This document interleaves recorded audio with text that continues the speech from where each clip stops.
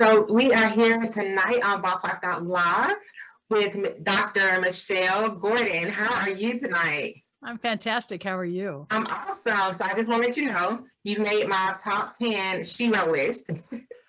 Oh, that's fantastic. Accomplishments in life. Like, you are so inspiring. When I was reading over your background and your history, and I was just like, oh my God. Like, so how was your life in Spain? How was that? How was what? Your life in Spain? My life in Spain? Oh, so I recorded a TV show in Spain back, I don't know, a few years ago. And what happened for me was when menopause came on for me, I was not expecting it. And as I wanted to kind of get an understanding of what was happening, and I'm a doctor, I have access to a lot of doctors. I started asking my friends and they're like, oh, you just got to suffer through it. And I was like, really? Do I really have to suffer through this? It's really disruptive. So I went to Dr. Google and I started looking, and I was like, wow, there's nothing like it, like there, and there's a lot more now because a lot more women are past the boomers now. We're getting into what is it? Gen Xers now are becoming menopausal, and so they're complaining about it and whatnot. But back when I was going through it, when it first started for me, I was like, geez, this is crazy. So I said, let's raise some awareness. So I filmed this TV show, and it's actually on the very beginning of the podcast. It's, I think there's 8 or 9 episodes going from episode 3 and what we did was we just kind of took some bikes and did some hard things and talked about what it's like to kind of go through life as things start to change. Awesome. So yeah. when I was reading it, I was just like, oh my God, that is so interesting. So did you enjoy, so you recorded in Spain, right? We did, yeah. So how was it? How was the experience? So it was really great. This is way pre-pandemic. And so I got to ride my bike up we went to Mallorca, which is one of the Balearic Islands off the coast of Spain. And I got to ride my bike up this it was like 10,000 feet of climbing. And it was hard. And I had trained for, several months, and I just did 20 minutes at a time. I would tell myself, okay, you can do this for 20 minutes. And then I'd stop. And it took me like an hour and a half to do it. And what was really great about riding that and doing that really tough hill or mountain, I guess, for me was that I can do anything that I set my mind to. And so that was the start of how am I going to pivot out of a job and a life I didn't like? How am I going to make my life more in alignment with how I wanted to live? Okay, awesome. So let's backtrack just a little bit, because for my listeners who haven't just yet hit menopause, sure, but we're facing getting towards the 40s, late 50s, what is your advice on the approach of menopause? So I think that the biggest problem with menopause, more than anything else, is the fact that it comes and we don't know it, because we know that puberty is coming. Right. And we know menopause is coming because, we know we're going to get to a point where we don't have to have periods anymore. And that's awesome. Right. But we don't get told that you can be crazy during it, and that the loss of estrogen and testosterone and progesterone makes you feel weird. It's like, your thoughts start to race. You can get moody. You can not sleep well. And those are the things that I think it's almost like, how come we're not told that we're going to go through a second puberty? And I would posit that the reason it's not talked about is because it doesn't happen to men. Love it. And we live in a man's world. And if something like this happened to men, there would be, at least if nothing else, there would be a plan of action to talk about it. Kind of like the way we talk about how the bodies are going to change as we go through puberty. Right. You're right. That's absolutely true. Yeah. And for women, it's not, I think the baby boomers, because growing up with my grandmother, we were very conservative anyway. And, that generation has kind of definitely faded off. Like, we're definitely not in a conservative generation anymore.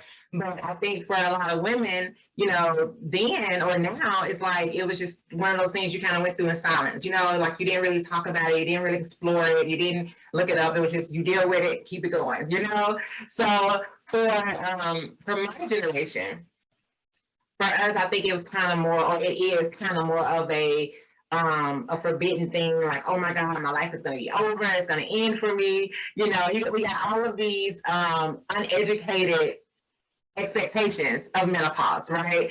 And because it's just what we've heard, we haven't looked into it because we're not going through it yet. So how do we put to rest all of those ridiculous expectations of what we're really not facing? Because I think, I'm gonna say personally, when I think of menopause, I think of I'm gonna gain weight, I'm gonna lose hair, I'm gonna be angry all the time. Like, that's my thinking of menopause. So how do we put those to rest and be more educated? Here's what I can tell you about menopause. You're going to stop having periods. You're going to gain chin hairs and a mustache. It's just, it's something that happens. And you might actually experience things like mood swings and loss of libido. And I mean, these are all very real things. Some brain fog, lack of sleep, racing thoughts, weight gain.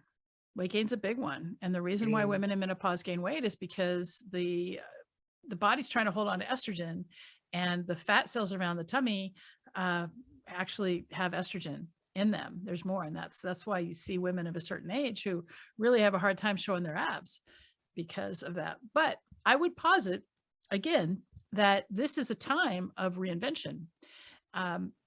For those of us who have children, I don't know what the age of your audience is, but if you're in your mid 30s to early 40s, your children are growing up. You're starting to think about what life is going to be like without them. And what I like to do is talk to people who are in midlife and say, what did you put on the back burner, especially women?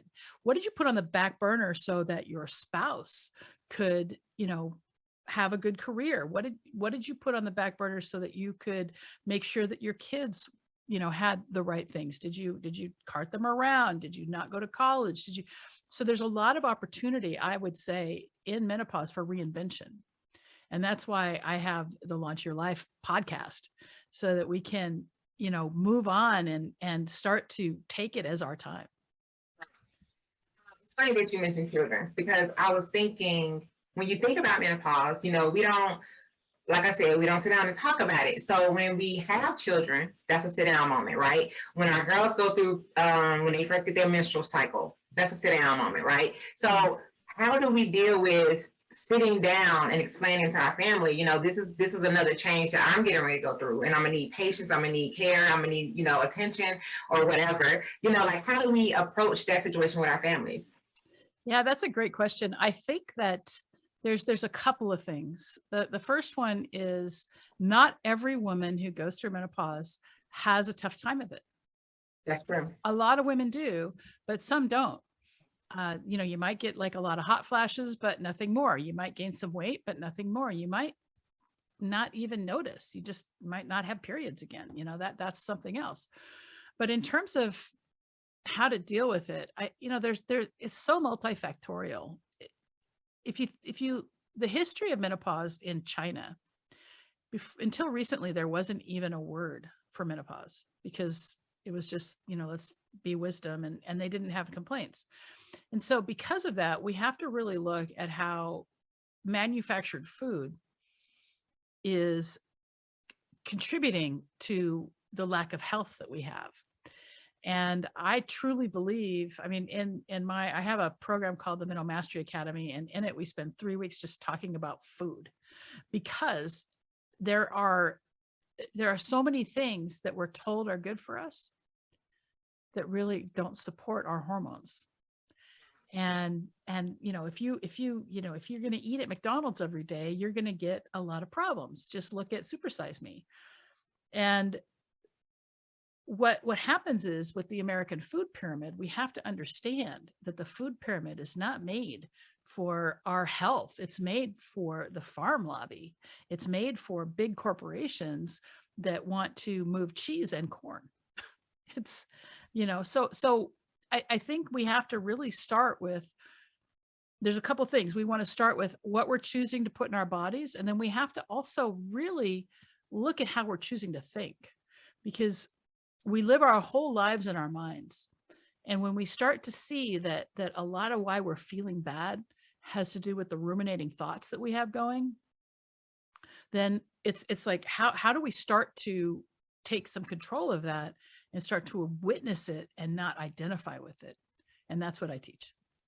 Can you repeat that last part? I heard you, but I Yeah. love it. So I said, how do we start to identify the thoughts that are destructive and witness it instead of ruminating on it and believing that that's what we are? Wow. That was powerful. Yeah. Why don't you go a little bit deeper into that? Because so what is identity? What is identity? What are we? Right? So if you're religious, let's say you're Christian. Okay. A lot of people in America's like a lot of Christians in America. So let's just say you're a Christian and you believe that there's a higher power and that the way to get to God is through Christ. Awesome. That's great. Okay. You have this set of beliefs that this is the only way. But on top of that, you have this whole concept of sin, right? And when you look at religious history, and I'm not beating down on religion, I just want to say that. But when you look at religious history, especially the Catholic Church, what did they do? They put in place beliefs that they put on people to control them. Okay. So what did Jesus teach? Jesus taught that the kingdom of God is inside you, right? right. Okay. But by Constantine, we got rid of the kingdom of God is inside you. We got rid of all the yogic practices and we started just, going to a priest to get absolution. Okay. True. All right. So there's some history. Now, we've got this concept of sin, this concept that if I think I want to sleep with that man's wife, I am bad, right? Okay. Now, the other thing is, let's talk about what society puts on us from a very early age. Okay. In order to be beautiful, I have to be skinny. I have to have muscles. In America, you got to be white, right? Right. Okay. I mean, that's changing. Thank God that's starting to change. But if you think about it, I mean, I grew up in the 60s and 70s, and I grew up in small town, Washington State. And my mom actually said that Black people were scary. Now, what the fuck? Sorry, can I swear? Is it okay to swear? I'm sorry. We're not live, are we? Okay. All right. So I had all these beliefs that were put on me as a child that I had to unlearn. And so when we start to look at, and this is where the thoughts come, this is how I'm getting the thoughts. So we start to look at all the programming we have, all the things we believe. This is good. This is bad. This is the way things are, always that way. And then we start to say, I need to be skinnier. I for many years, I looked in the mirror and said, I hate you because you're too fat. Now, how motivating is it going to be for me to eat right and exercise if the voice in my head says you suck all the time? All right. So that's really, I think, very, very key to creating a happy mind, is to realize that at the end of the day, we don't have to identify with those thoughts. We don't have to let those thoughts control us, but it takes practice, and it's really helpful to have somebody to guide you through it. True. And that's absolutely correct. I loved when you said it. So I definitely wanted you to explain it and break it down, because that my podcast is about, building confidence, knowing who you are, not accepting everybody else's identity of who they want you to be. So I loved it. I love that. I loved everything you just said. In identifying who you are, going through, a different stage of your life, a new stage of your life, how do we get back to being confident in going through a stage that we're unfamiliar with? Yeah. So I think that to be confident, we have to know, we have to really believe in ourselves. And what can happen as life happens, right? As we have a series of maybe setbacks or failures, is we start to create this identity around, I have to be perfect at this and failure is bad. And so what I like to say is that there is no child who is born walking or speaking, right?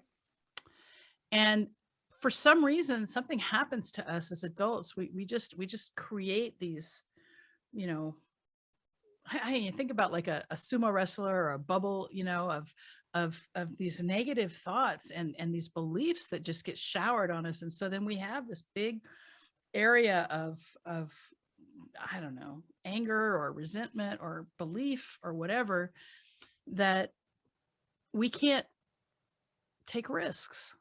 We can't do that. And it all starts with actually getting real enough with yourself to examine the beliefs that you think are true. Because at the end of the day, nothing is real except for maybe gravity. Everything else is truly a belief. And, it may be true to you that the Right. only way to get to God is through Jesus, but that's not true to a Buddhist, That's true. right? Right.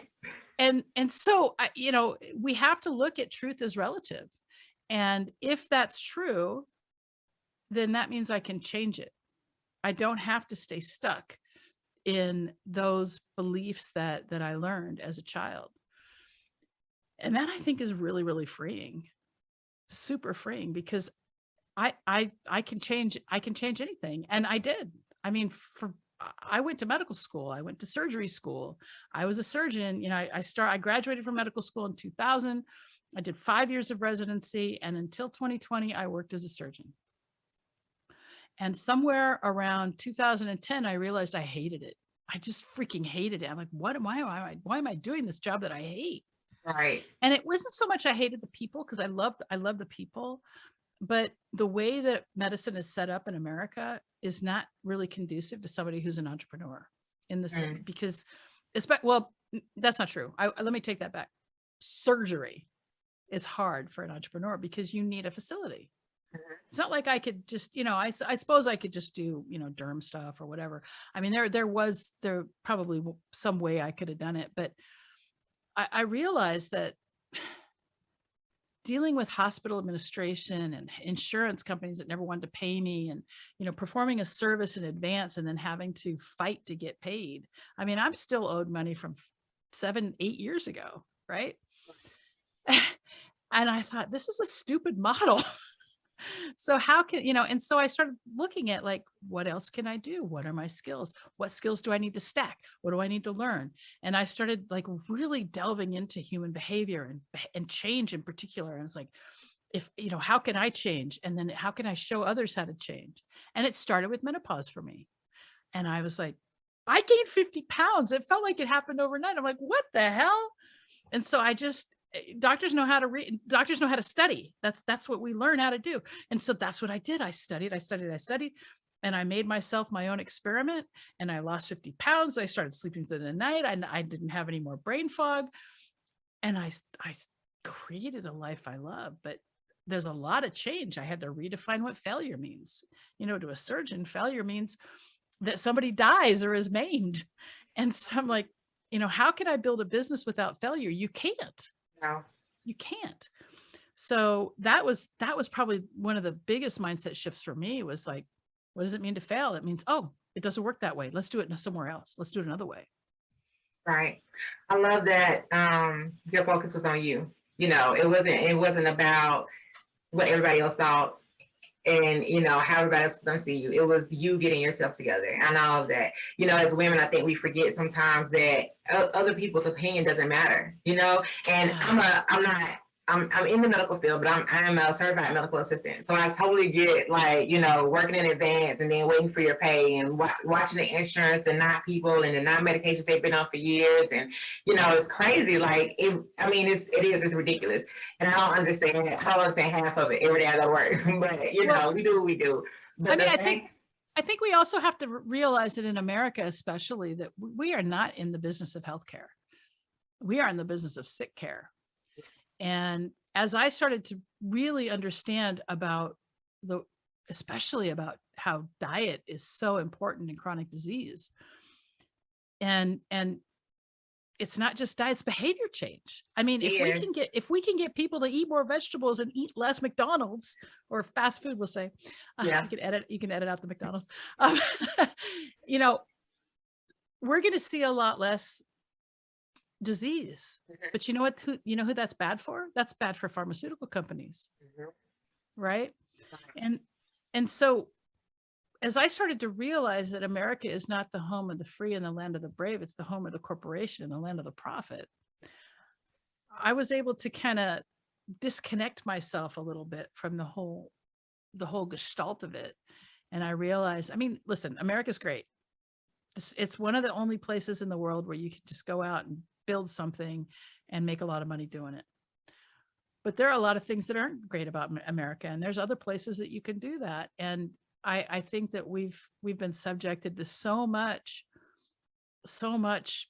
rhetoric from our government, and we've been the world's policemen, but our policies aren't always great. Our policies can be really crappy.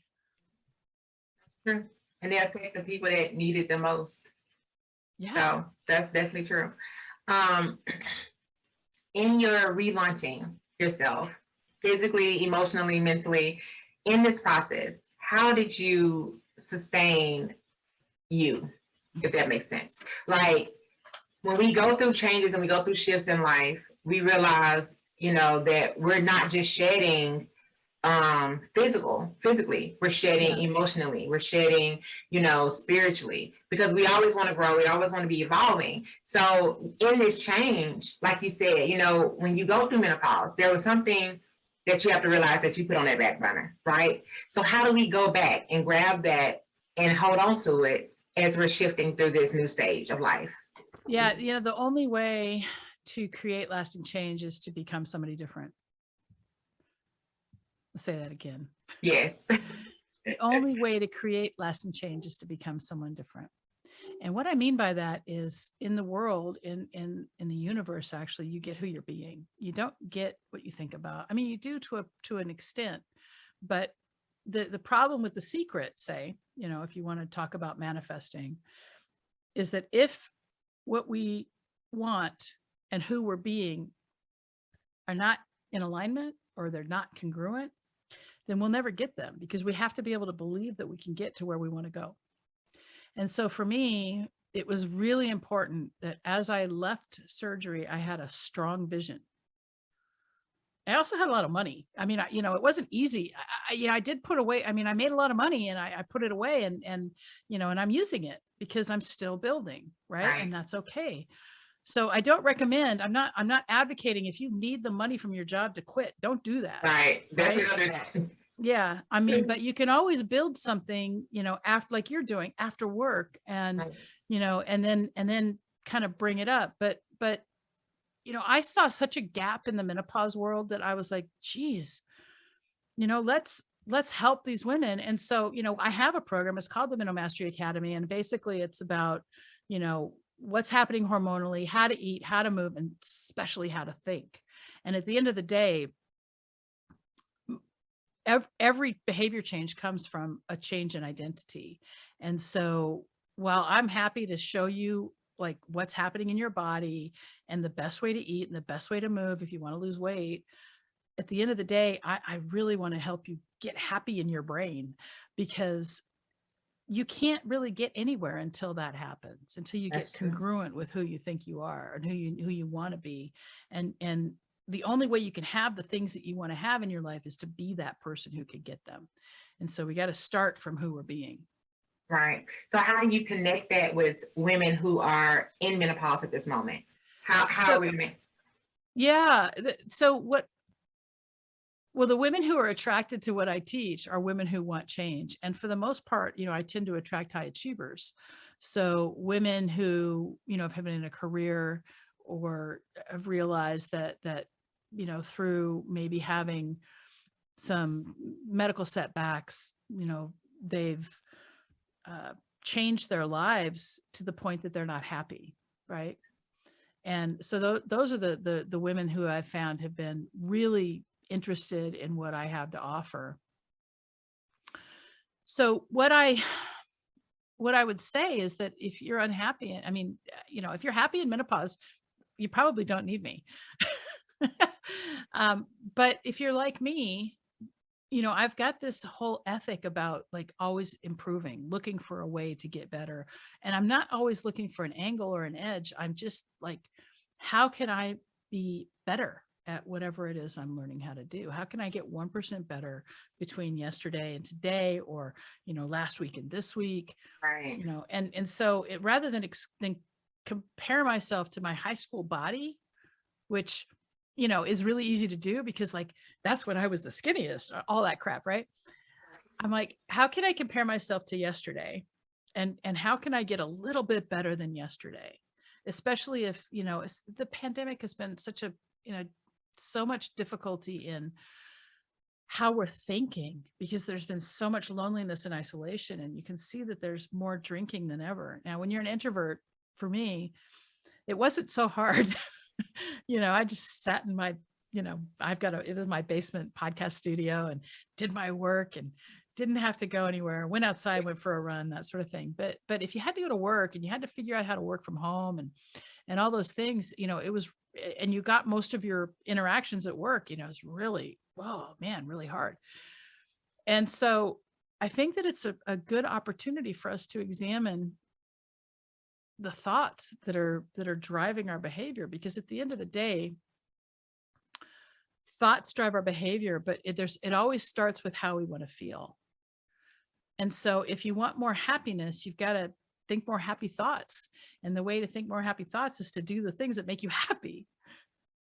Right? Yeah. So when we're thinking about what makes us happy and we're trying to achieve these things, can you give us a few steps on like what would you consider a great step to take towards being happy? So, I mean, I think one of the best ways to start to examine happiness is to connect with your breath. Wow. Seriously, just sitting for, even if it's just 2 minutes, paying attention to your breathing, stopping everything else. And, the thoughts are going to come and go. It doesn't matter, Right. but it's going to give you an opportunity. Even if it's just 5 or 10 deep breaths, you're going to pause, before a decision or before reacting. That's going to help right there for happiness. But then the other thing I would say is if you really want to help happiness, there's a couple of things. Number one, gratitude is the precursor to joy. So keep a gratitude journal. A gratitude journal that you keep for a week can affect your happiness months into the future. Just for 1 week, writing down 3 things you're grateful for every day. And it stacks and stacks and stacks and stacks and stacks. And so to live in a place of appreciation and gratitude will always give you more happiness, because you're always looking for the good. And then another thing is to just be in nature. And there's research about being out with the trees and how if you just spend 20 minutes a week in a forest, maybe there's a park near you, I mean, if you're in New York City, just going to Central Park and taking a walk can improve your happiness. And so those are probably 3 tips that you could get started with right away. But the other thing I would say is to just really pay attention, give yourself a cue, like when you're feeling happy, maybe write it down and get an idea of the things you're doing that are leading to that feeling of happiness. Because awareness is the first step to anything, any sort of change. It's got to start with awareness. That's true. Oh, it's funny that you mentioned that about nature. I worked in cardiology for 6 years. And so we had co-many patients, and one patient told me he told me about a study that he found. And he said, he wanted to come off of his co-many medication because all he had to do was go walk on the grass. And I was like, dude. Ground. He was learning how to ground himself. Yeah, and I was like, dude, that's not true. Like, don't come off of your cook. Like, we need you to take this medicine, right? Like, I don't need you to die because you want to. Yeah. We need the blood to be the way it should be. So, but no, it was real. Like, I looked it up. It is, I don't know, it's like vitamin G or vitamin G, like vitamin ground or something like that. But it's like a real thing. When I looked it up and I was like, okay, whatever. But they said it's proven like for people, and I don't know if it was just like a health thing, period. Well, how we say it's proven.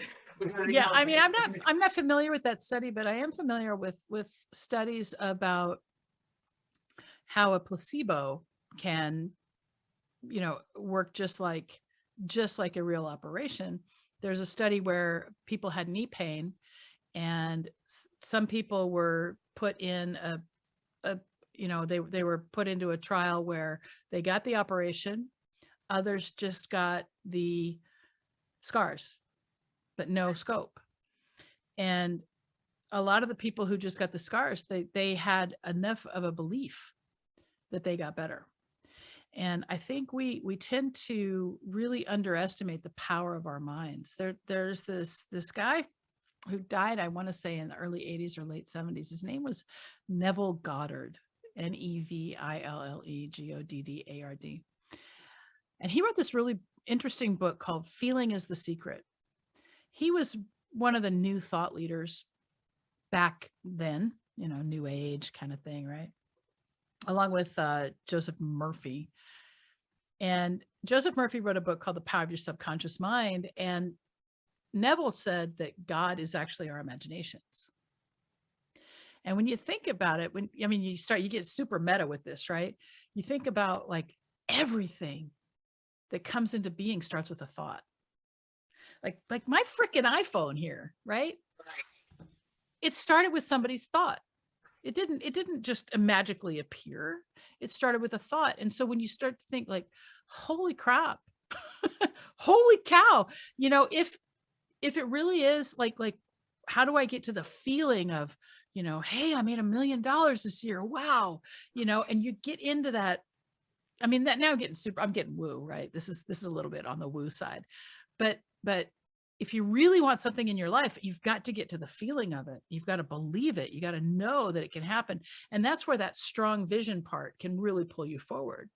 And that's where, if say you want to, build something and you want to, you're building a side hustle and you want it to become your 9 to 5, then you've got to really spend time every day thinking about why you're doing what you're doing. Because I'll tell you, man, there's some hard days that come when you're building something. I mean, like people don't want to buy from you and trying to understand copywriting and how do I set up this freaking tech and right? You know what I'm talking about. So, we have to have that strong vision, that sense of purpose. And for me, for the longest time, it was like helping women in menopause understand it. But as I've matured through the last few years, I realized that I've got a bigger calling than that. I've got to, help people. It isn't just women. It's, my audience is really high achievers who are kind of burned out, just like me. Because Right. when you're a surgeon, you can't just say, oh, I don't feel like doing it today. No. You still got to go and do it. And when you're tired, you still have to perform at that really high level. Right. And how do you make that happen? How do you keep your performance up when you're feeling like crap? Right. And that's where, all this mindset stuff comes in. That's true. That's true. I love that. Right. And I think society puts a lot of pressure on us to keep it up. Like you got to keep that front up. It doesn't matter how you feel, whatever, you got to do it because that's what we're expecting out of you. And that's not true. You got to do what makes you happy. At the end of the day, you have to be happy with whatever you're doing. So tell us about the transition that you made from a surgeon to now. So what happened for me was I got throughout the pandemic, as the pandemic kind of happened in New York, we were the epicenter for the country. And so the hospital was full of COVID patients. Everyone was dying. For anybody who's in medicine, what happened initially was there were so many microclots that we were seeing liver failure and kidney failure. And I was putting in dialysis catheters left and right. And, there was one day I was in the PCU, which is the step down from the ICU. And within an hour, I put in like 4 to maybe 6 lines, because there were people were prone, and people were dying left and right. Nobody went home. And I was like, I don't want to live in this, and I don't want to get this disease. Right. We didn't have a vaccine. We didn't have anything. And the whole nature of reimbursement was not working. And I didn't want to go to work for somebody else because I'm fundamentally unemployable. And so, I said, it's time to quit. I had created this gilded cage for myself, and I had built this practice up to 5 surgeons. And a couple of things happened. One, I realized I hated leading surgeons. They were arrogant and opinionated, didn't want to, do what they were told, and maybe not to the point of being told what to do, but just really, really difficult on an HR standpoint, right? And anyone in medicine knows surgeons are difficult. They just are. And you have to have a lot of confidence to be a surgeon. Open somebody up, and, so I realized I kind of hated that part of it.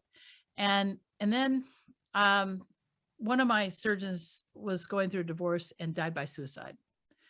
And that was just before the pandemic in November of 2019. And I realized that, and he didn't work himself to death. It wasn't a work-related thing. It was a really, really contentious divorce.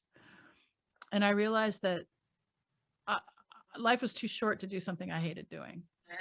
And so I started making a plan to get out. And I let some people go. I wound down my practice. And by July of 2020, I was out of it. And it was over.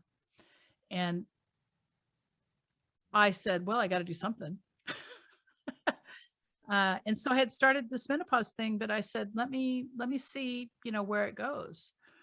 And I've had a lot of failure. I'm not going to lie. It's been really hard. Building a business is not easy. If it were easy, like all the gurus say, everyone would be successful, and they wouldn't, they wouldn't have,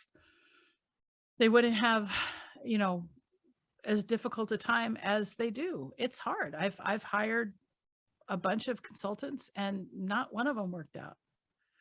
The only person who cares about my business is me. I mean, as a business owner, you have to be really selfish that way. Nobody's going to care about your business as much as you do. That's true. I've learned that this year too.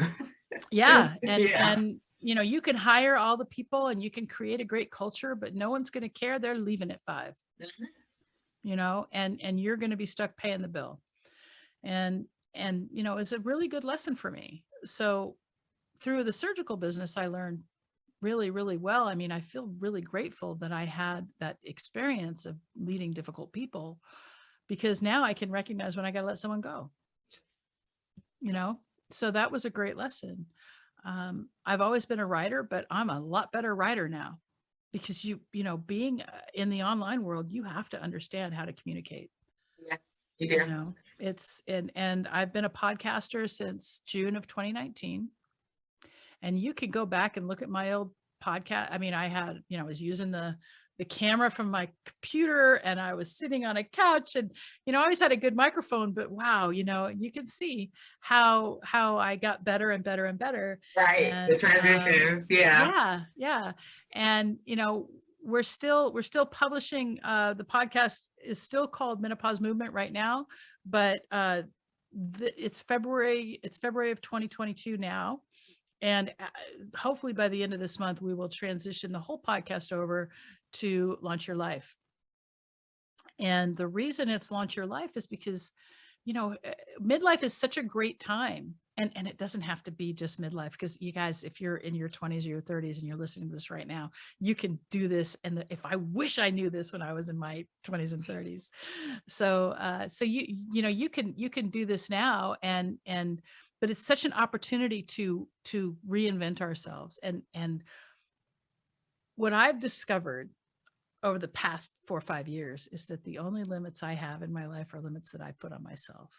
And when you can get to that when you can get to that, because like my business won't grow unless I grow myself, you know, and that's very different from being a surgeon and being able to, you know, cure people who are broken and they just come to you. And so it's a very different business model now. It is. Yeah. So are you, tell us a little bit about your book, because I was kind of fascinated about that, because I was like looking at everything that you do. And like you said, since you're a surgeon, and I knew, you know, I was like, okay, so that's where the research came from. Like I knew, Yeah. like, yeah, because that's what doctors do, right? So tell us a little bit about your book, because I was really excited to see it, because I remember when my mom started going through menopause, you know, I was asking older women that I knew, you know, hey, what do you do? What do you take? You know, what are you eating? You know, my mom's having problems, you know, keeping her weight at, say, you know, at a certain weight, you know, because she's always been small. So it's like I'm searching around, asking people for things, and you know, when I was looking at your page and everything about you, and I was like, wow, like she got this, you know, down to a science. Well, you know, you think that, but it's there's still, you know, there's always the facade is there, you know, it's not necessarily a science. I mean, I can't say that. I'm working on it. But so I've got 2 books. I've got a cookbook that I wrote with a chef. Right. And we have a product at the Menopause Movement called the Menopause Movement 28-day Menopause Challenge. And it's and what you can hook it up in the show notes, the link for it. It's $197 and it's 28 days. It's weekly coaching with one of our coaches, one-on-one coaching, you know, like session. So you really can meet your goals, get a really good head start, and only 1 habit a week. So we don't want to change too much at once. Right. So we go through all of this and get you a really good head start if you want to lose weight.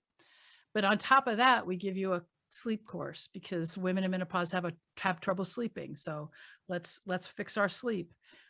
And then we give you the cookbook. I'm getting back to the cookbook. So we give you the cookbook, a 28-day meal plan, a recipe guide, and how to use a knife from a chef, from the co-author. And that's all for $197. It's a really great deal. And I feel very, very proud of this product. And I wrote the cookbook because women in menopause need to know how to eat to support their hormones. And the cookbook is really, I mean, obviously I didn't write the recipes. The chef wrote the recipes. And I wrote, you know, a lot of the copy inside of it. But what I found was that I couldn't eat the same way. If I was eating the same old way I had been eating, I was just gaining weight. And, you know, I think at one point I got up to a size 20. And I was like, this isn't, you know, I was always like an 8-10. And then, you know, I got, so I was, and I got into this shame spiral, right? I got myself into a thought prison. And so what happened was, as I'm in this thought prison, I'm like not taking any action because I'm stuck. I'm like, you know, I want to do this. And that's the whole thing about change, is that we think about change a lot more than we actually change. And we spend a lot of time thinking about changes. So my goal is to help people stop thinking and start to take action. And if the action is only like the smallest thing to get you moving, but, you know, because action's going to bring you forward. So that's one book, the cookbook. And I wanted to give women the ability to just like go and take the cookbook and get started with it. The cookbook's only available on our website. It's not available on Amazon. And then I also have a book called the Ultimate Menopause Guidebook, which we're redoing right now. It's going to be filled with more kind of memoir type stories. And you probably can get it for like $4 or something on my website.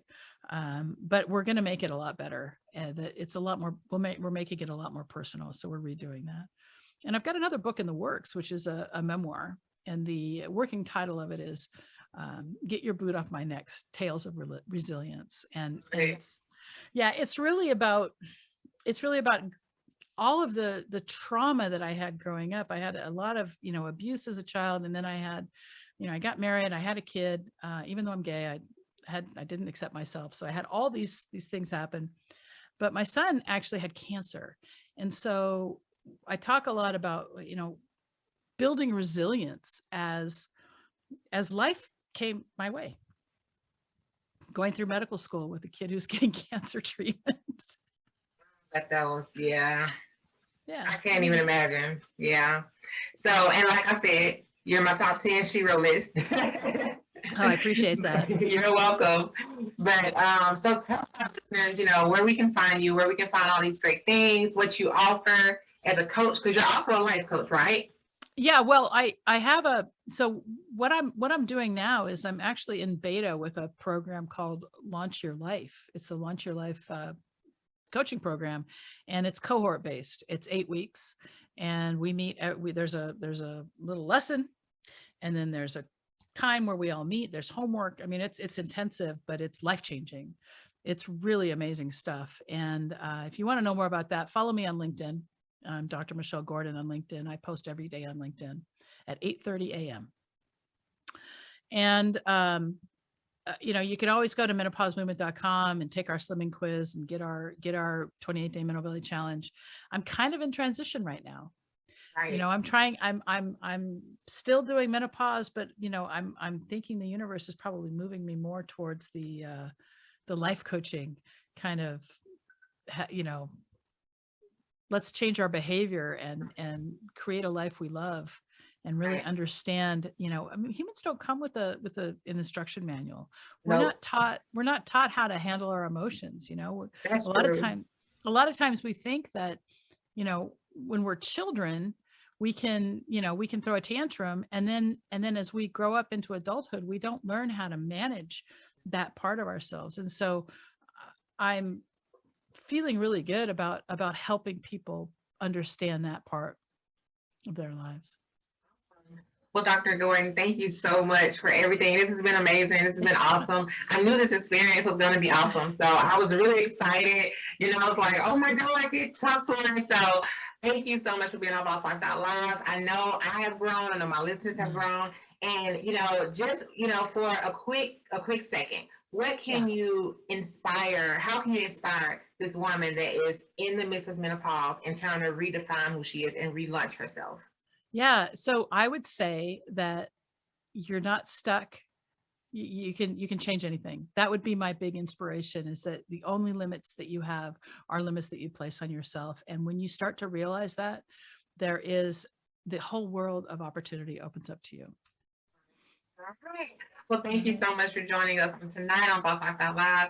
You guys, I will post her links in the notes below. Make sure you go and figure out how to get what she has, because it is awesome. So thank you so much, you guys. Thank you for logging in with us tonight. And you know where to find me. Anywhere you're listening to music, anywhere you watch TV, I am there on all platforms. I love you guys, and I will talk to you guys next Tuesday. Thanks for having me. You're welcome.